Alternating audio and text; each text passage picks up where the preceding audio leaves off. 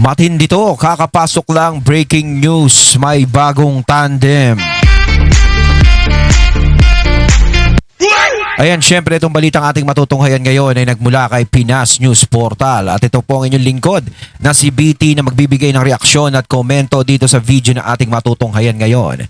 At huwag na natin pagtagalin at sabay-sabay na nating panoorin ang laman ng video na hatid sa atin ni Pinas News Portal at bibigyan natin ng reaksyon ang balitang ito. Pasok! Ito, pag-usapan natin, may bagong tandem natatalo kay BP Sara. Ayun, bago natin simulan ng video ito, nais ko nga pala magbigay ng credits dito sa boses at video na matutunghayan natin ngayon at bibigyan ng reaksyon walang iba kundi si Coach Oli. Siyempre, huwag niyong kalimutang suportahan ang channel ni Coach Oli, mga katunay. Pakibisita po yan at huwag niyong kalimutang mag-subscribe at mag-follow para maging updated po kayo sa mga vlogs, reactions at sa mga balita na hinahatid sa atin ni Coach Oli. Siyempre, huwag niyong kalimutang suportahan din ang Banateros. Ayan, siyempre, isa dyan si Coach Oli. Ayan, mga idol natin. Ipagpatuloy natin. Noong 2022 elections, unit team ng BBM Sara at kakamping ng Lenny Kiko ang matinding naglaban. Pero kalaunan, nabuwag din ang nanalong unit team.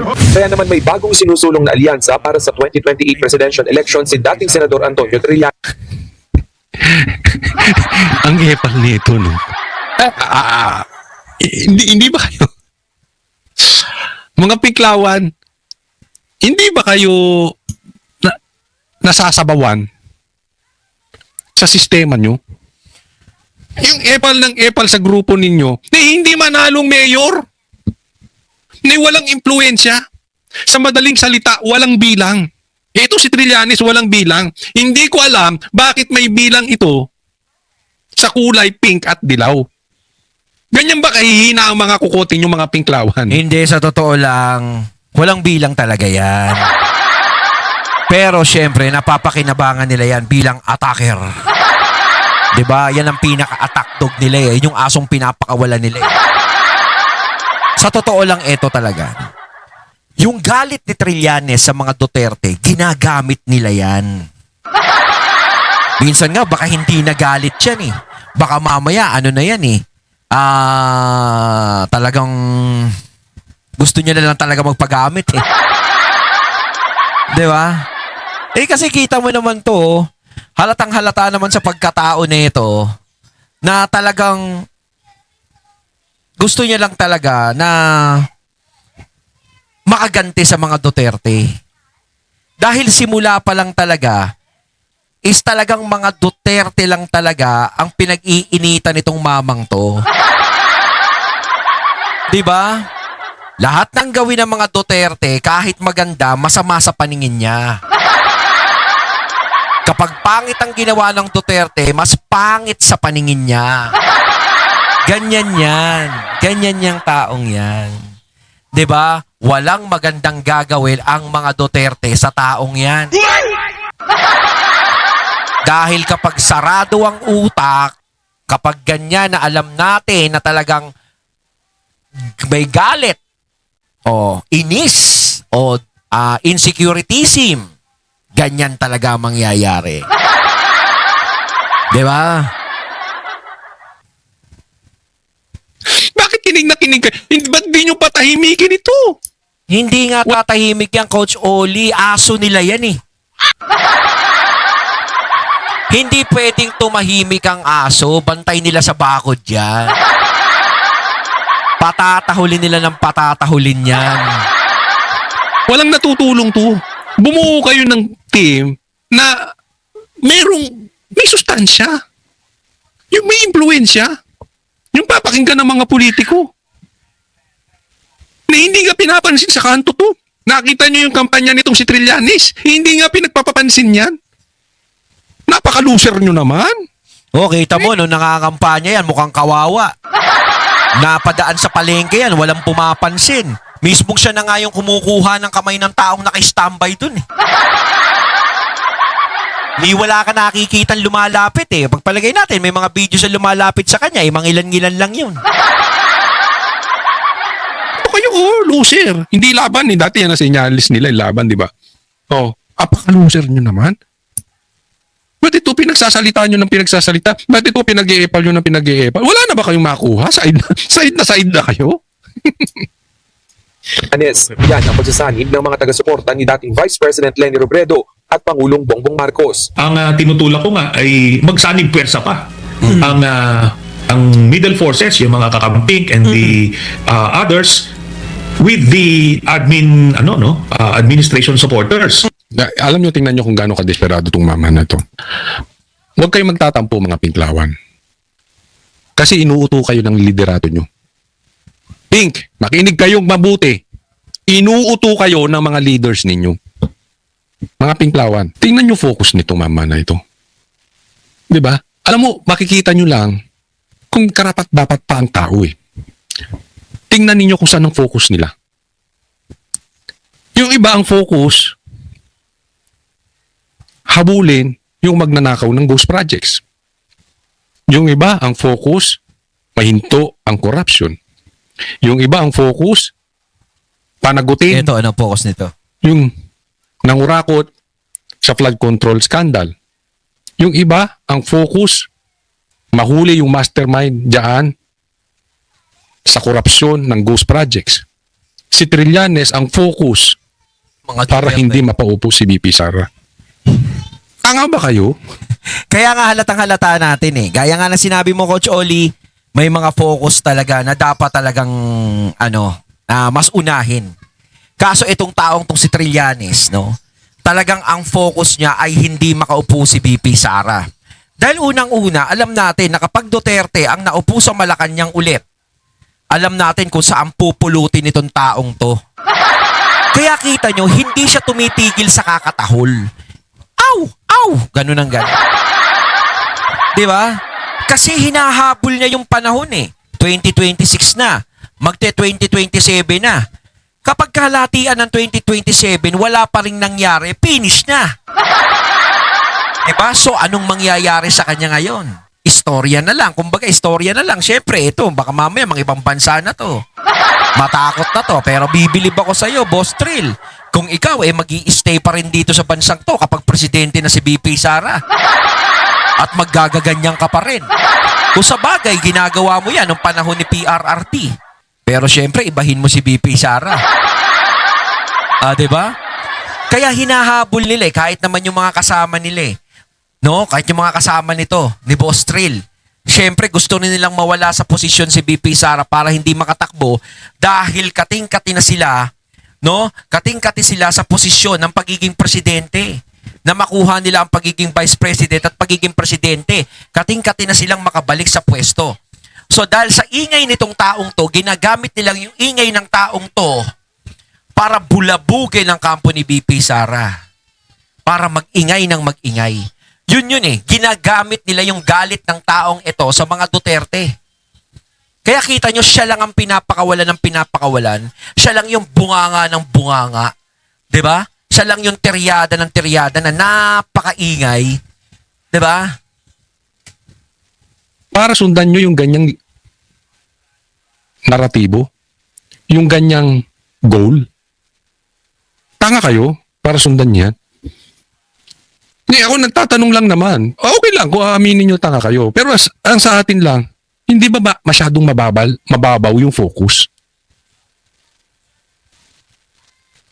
Sige, hindi maupo si Sara. Maayos ang Pilipinas? Sa tingin ninyo? Pakiramdam nga daw nila, Coach Oli, maayos daw ang Pilipinas ngayon eh. Hindi ko alam kung paano nila nasasabi sa sarili nilang maayos ang Pilipinas. Siguro, yung mga nagsasabing maayos ang Pilipinas, naaambunan sila. Pero kapag hindi ka siguro naaambunan, hindi mo masasabing maayos ang Pilipinas kasi mas nararamdaman mo yung kahirapan. Siguro yung mga nagsasabing maayos ang Pilipinas, hindi nila nararamdaman yung hirap. Baka mga pensyonado yun eh. Kung mahuli yung mastermind ng ghost projects, sa tingin ninyo maayos sa Pilipinas? Yes, probably not 100%. Pero 50% ng problema natin solve. Mababawasan. Bakit? Maraming tutumbang magnanakaw. Yes, Mauubos ang mga yan. Naiintindihan nyo? Huwag naman ang iksi ng paningin natin sa mga bagay-bagay. Masyado tayong na-focus sa Duterte. Hindi yung pagupo o yung hindi pagupo ni Sara ang lulutas sa problema natin. Kasi pagka ganun, mas malaki yung tsansa talaga na matatalo nyo yung mga pwersa ng mga Duterte. Sadali lang magko-comment na ako dito. Alam nyo, yung sinasabi ni Trillanes na ganyan, na magsasanib ang administrasyon, kakamping o dilawan or what. Alam mo, parang inaamin mo dito, Trillanes, na napakahina mo. 'Di ba? Na napakahina, parang minaliit mo naman yung puwersa ng mga loyalista. Parang minaliit mo naman yung puwersa ng mga dilawan at kakamping na kailangan pa nilang magsama-sama para matalo nila yung Duterte. Ibig sabihin ba, Trillanes, ganito ang pinaparating mo? Kapag naglaban ng loyalista at saka ang mga Duterte, di mga DDS, ibig sabihin walang laban sila PBBM kay BP Sara. Mga loyalista dyan alam ko may mga loyalista pa rin nalalabi dito na subscriber ko. Parang minamaliit kayo ni Trillanes. Eto, dapat magsalita dito si Gadon. Kasi sabi ni Gadon, malakas ang loyalista. Loyalista daw ang nagpanalo kay BP Sara nung eleksyon noong 2022. So paano to? Kay Larry Gadon, kay Gadon, parang binabastos ni Trillanes yung sinasabi mo. Ibig sabihin, hindi nyo kayang talunin si Sara Duterte sa eleksyon. Parang sinasabi na nagsisinungaling si Gadon. Kasi kailangan niya palang mag-join force para matalo si Sara Duterte. Lalo na yung mga kakamping. Ibig sabihin, parang inaamin ni Trillanes dito na napakahina ni Leni Robredo. Parang walang silbi si Leni. Parang mahina yan si Leni. Kung hindi tayo makikipag-tandem sa mga loyalista, hindi mananalo yan. Diba? Ganun yun. Diba? Hindi dahil sa sinasabi mong gusto mong magkaisa kayo para magkaroon ng unity, hindi. Ang sinasabi mo, magkaisa kayo para matalo nyo yung mga Duterte at hindi maging presidente. Ang ganda sana ng sinabi mo magsama-sama ang administrasyon ng mga loyalista, dilawan, pinklawan para magkaroon ng unity. Pagkakaisa, tablahin natin ang mga Duterte, parang ganun dapat. Pero ang ginawa mo, ang bigla mong tiniriya para matalo ang mga Duterte. So, ibig sabihin, ang nasa utak mo, eleksyon. Ang nasa utak mo, yung ikapapatag mo. 'Di ba? Na pag hindi naupo ang mga Duterte, safe ka na. 'Di ba? Pero kapag naupo ang mga Duterte, hindi ka na safe, parang gano'n ang sinasabi mo. Pero suma total ng sinasabi mo, minamaliit mo yung mga grupong yan. Minamaliit mo ang mga loyalista, minamaliit mo ang mga dilawan, minamaliit mo ang mga kakamping. Yun ang suma total na nakikita ko sa sinasabi mo. O wag mong sabihin na hindi ko sila minamaliit. Bakit kailangan pa nilang magsama-sama kung malakas sila? Gaya nga na sinasabi ko, sabi ni Gadon, malakas ang mga loyalist, malakas si BBM, malakas ang mga Marcos. Si Sara Duterte si mga Marcos ang nagpanalo kay Sara Duterte. 'Di ba? Kung sasanib ang mga loyalista sa'yo, kung sasanib ang mga Marcos sa'yo, parang inamin ng mga Marcos, inamin ng mga loyalista na mahina sila at malakas talaga ang mga Duterte. Woo! Yun! Yun! Ayon kay Trillanes, bukas din daw sa mungkahi ang ilan sa kanilang kaalyado, lalo't naghahanda na umano si Vice President Sara Duterte para sa eleksyon. For all you know, hindi na nila kilala si Leni at that time. So, kailangan mo talagang mas maaga-agang magpakilala. Ngayong Ano sinasabi nitong hindi pa namin kilala si Leni? Alam mo, kilalang-kilala pa rin namin si Leni. Parang sinasabi mo, kailangan makilala si Leni. Kailangan pag tumakbo si Leni, kailangan makilala muna siya ng mga tao. Sus Mariosep, kilalang-kilala namin si Leni. Kapag nakakakita nga ako ng lugaw, naaalala ko si Leni. Ano pa yung sinasabi mo? Hindi naman makakalimutan ng mga tao si Leni. Tandaan mo yan. Kilala pa rin si Leni. Mas kilala pa nga siya kaysa sa'yo kung di ka nag-iingay. Tsaka tahimik na si Madam Leni, no? kasi si Sara umiikot na Parang natatakot siya, no? Kasi si Sara umiikot na. Naghahanda na ba sa eleksyon si Sara Duterte? Ba't ninenervyos ka? Huwag kang ninenervyusin. Diba? Parang takot na takot ka. Kaya bumula baka maging presidente to. Naku. Umiikot na si Sara.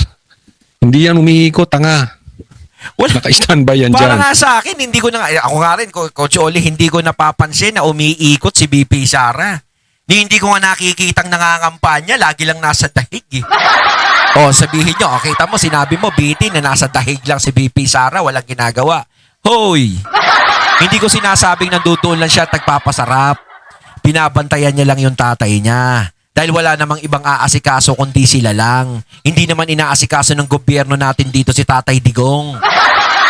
'Di ba? At saka isa pa, wala namang trabaho si BP Sara dito. Alam niyo kung bakit? Ano pa magiging trabaho niya rito sa Pilipinas? Ayaw naman siyang bigyan ng trabaho. 'Di ba? Pondo nga ayaw siyang bigyan eh. Oh, para saan pa? Oh.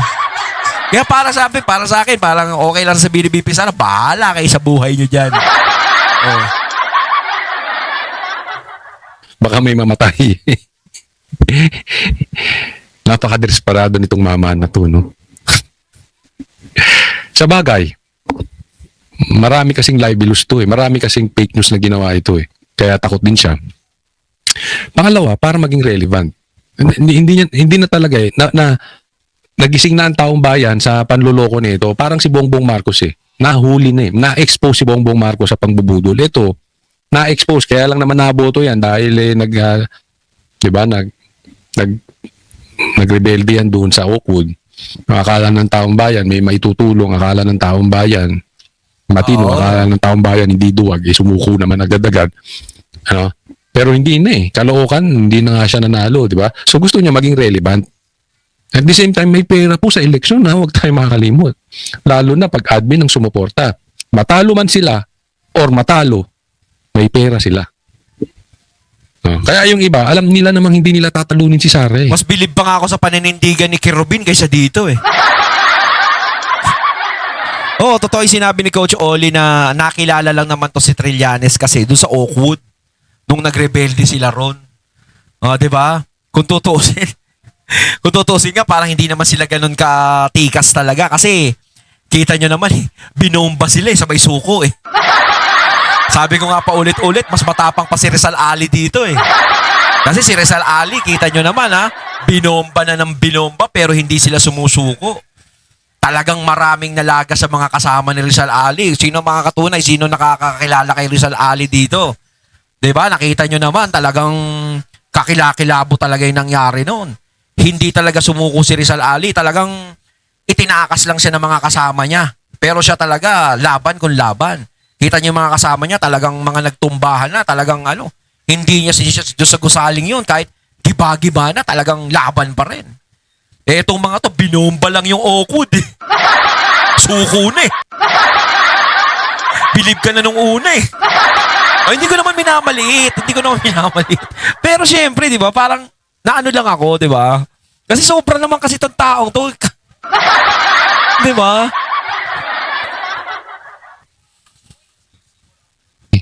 Gusto lang na sila ay yung maging standard bearer. Sila yung carrier ng team ng Pinklawan. O kung magsasani puwersa kay Bongbong, marami silang pera. So gusto lang nila maging carrier kahit alam nilang wala silang kapanapanalo. One time, big time lang. Retiro na sila, may pera na sila. Diba? Kut na eh. Kamakailan lang nang magkitang muli ang dating magkatandem na sina Naga City Mayor Lenny at Senador Kiko Pangilinan. Bago yan, nagsama-sama rin ang mga tumakbo noon sa Lenny Kiko slate na sina Senador Risa Hontiveros. Ito mga to. Nagsama-sama na. May bilang ba itong mga to? Mga kongresistang sina Shell Jokno at Laila De Lima kasama si Trillanes. Sa podcast interview naman na Let's Talk with Pia Hontiveros, sinabi ni Senator Risa na maaga pa para may mabuong alyansa sa pagitan ng oposisyon at ng administrasyon. Sabi niya, kami sa oposisyon will really have to think about it given our different histories. Oposisyon ka dyan! Hindi nga kayo maka-oppose. Doon Hindi nga naman sa sila Blue opposition Ribbon, na hindi nyo nga magawa ng paraan para habulin si Tambaluslos at saka si Bongbong Marcos. Isa pa kayong kasangkat. Halos parang tahimik nga lang sila dun. Hindi sila kumakana. Pa na nilalayo. Wala namang sabaw to, si Risa. Yung mga tanong niya ron, walang kakwenta-kwenta. Alam mo, idinidiin ng Duterte. Ang hilig pa niyang banggitin na sila yung oposisyon. Anong inupose niyo kay Bongbong Marcos? Hindi kayo oposisyon sa administrasyon. Hindi sila ang oposisyon. Dahil under din sila ng administrasyon. Oh, mapupalagay natin. Hindi sila under, nagpapa-under na lang. Oh. Halata naman kasi alam nyo sa totoo lang, kung talagang oposisyon tong mga to, sila Ontiveros, etong flood control project na to, talagang binibirya nila yan. Yung mga nasasangkot dyan, kahit malalaki ang pangalan, binibira nila yan. Wala eh. So saan kayo naging oposisyon? Baka pag naging presidente si Sara Duterte, yun ang masasabi niyong oposisyon. Malamang dadakdak kayo ng dadakdak. Tanga. Ang tanga-tanga mo, Ting. Ting, ano ka? Anong inupose mo? Sige nga, anong inupose mo kay Tambi? Sige lang kayo ng payag, anong oposisyon? Mahilig magpanggap tong mga to. Dapat sa inyo, nangingidnap na lang sa bundok. Hindi kasi ganyan ang gawain ng mga, hindi ko sinasabing siya, ha? Ganyan yung gawain ng mga NPA eh, di ba? Yung nangingidnap sa bundok. Plastic. Oo, kunwari, kontra sa gobyerno. Oo. Ba't hindi kayo makakontra ngayon? Ako nagtataka ako dito talaga kay Hontiveros di ba? Parang tinulungan naman ng mga Duterte tapos biglang ganun, no? Yung mga CPP-NPA ngayon, sang-ayon kayo ng kay-ayon. Tigil-tigilan nyo kami. Hindi si Risa yun, ha? Oh, ina-example ka lang. Parang ganyan ang ginagawa mo. Kunwari, posisyon. Kailangan daw muna itong pag-isipan at pag-usapan lalo't magkakaiba raw sila ng nakaraan. Ang gusto raw ni Senator Risa, magkaroon ng malakas na pambato ang oposisyon, yung most winnable candidate. May posisyon na naman. Posisyon na. Sino bang winnable candidate? Yung wala naman. Ang tanungin naman kung tatakbo siya sa pagkapangulo, sabi ni Senator Risa, bukas siya riyan kung siyang pipiliin ng kanilang kamp. Nangarap pa siya, no? Kung kung may tatakbong pangulo tapos bukas siya kung siya itutulak maging presidente. Alam mo, sa totoo lang, sa pagiging senador, pasang-awa ka lang din. O sige, para mas maganda, tumakbo kang presidente para matapos na yan. Ibig sabihin yung, I want the opposition to have that winnable candidate para we can implement the best offer platform of government that we are going to offer to the people. Ibig sabihin, ikaw ba yung winnable? Kapag kinuha ka nila, kunin ka namin presidente. Ibig sabihin, tatanggapin mo kasi parang pakiramdam mo sa sarili mo, ikaw yung winnable. Kung ako aalukin nila, halimbawa ako nasa katayuan mo, tapos alam ko naman sa sarili kong pasangawa ako nung nanalo ako, hindi ako winnable, hindi ko tatanggapin yan. Pero pag tinanggap mo yan, sinasabi mong bukas ako natanggapin kung ako aayain yung tumakbo. Ibig sabihin, ikaw ba yung tinutukoy dyan sa salita mo? Oh, yeah. Po, sa kabilang banda, bukas din naman daw si Ontiveros kung may iba pa silang mapipiling common candidate para mapag-isa ang oposisyon. Wala akong maisip na pwedeng tumapat kay VP Sara na tatakbo sa pagiging presidente dyan sa sinasabi mong oposisyon. Siguro kung merong mahilab-hilab si Lenny. Pero hindi to, parang hindi to, alam mo na, di ba? Ganun pa rin naman. Sa matunog na pambato ng kakamping sina Mayor Robredo at Senator Bam Aquino. Pero nauna nang sinabi ni Robredo na gusto niyang tapusin ang kanyang termino sa Naga City. Ako si Bam Aquino, sa totoo lang, bumilib ako dito nung una, nung tumakbo ulito. Napaniwala din ako nito kasi meron siyang interview, di ba? Pinupuri niya yung mga Duterte. Isa yun sa mga nagdala sa kanya kaya siya nanalo nito pa sa pagiging senador. Nabuong akala ng mga DDS, sigurado, buong akala ng ibang mga Duterte supporter na si Bam ay sumusuporta sa mga Duterte kahit papaano. Pero hindi naman pala, nung nanalo, ayan na. Lumabas din yung tunay na kulay. Marami talagang tao ang lumalabas ng tunay na kulay. No? Na kunwari, magbabait-baitan tapos nandiyadyaan na. Pag nandiyadyaan na, wala na. Alam mo kung bakit? Alam niyo wala siyang pag-asa. Huwag niyo na siya nang bigyan ng false hope. Yes. Huwag niyo nang gamitin si Lenny Yes. para makuha niyo yung supporters ng Pinklawan. Ayaw kasi talo siya. Diyan sa Naga, panalo siya eh. Hawak niya Huwag dyan. yun ang bulabugin, Nauupo Mayor niya mga yan tao dyan eh. dyan. Baka kasi dyan may pakinabang siya. Kanya-kanyang pakinabang yan eh. Pero sa national, wala talaga siyang panalo. Dapat kasi rin, Trillanes, hindi ka rin, in touch ka rin with the reality. Kasi pag hindi ka in touch with reality, yung katotohanan ng buhay, baliw ka. Parang hindi, out of this world ka. Sa kampo naman ng mga Duterte, umuugong ang tambalang VP Sara at Senador Rodante Marcoleta. Ang nababalitaan namin ay si Senator Marcoleta, ang isang pumupustura bilang Vice President. Tingnan mo, bastos ang bunganga nitong mama na to. Pumupustura. Sa nadidinig daw nila, si Marcoleta ang pumupustura. So parang, ang ibig niya sabihin doon, parang pumuporma, umeepal para siyang maging Vice President ni Marcoleta. Commitment, mag-gym. Ay ni BP Sara. Diba? Parang, ang dating dito sa mama na ito, parang lahat kayo dyan, wala kayong karapatan unless sumipsip kayo kay Sara para kayo ang piliing Vice President. Ganun ang gusto niyang paratingin. Yun ang naratibo, paano niya uutuin yung mga Pinklawan. Ayun, natating natungayan ng video na nagbula kay Pinas News Portal at syempre natungayan natin ang boses at video na yun na binigyan natin ng reaksyon na nagbula kay Coach Oli. Kayo mga katunay, anong masasabi nyo tungkol dito? Comment lang po kayo sa comment box. So once again, I'm BT and I'm out. Peace.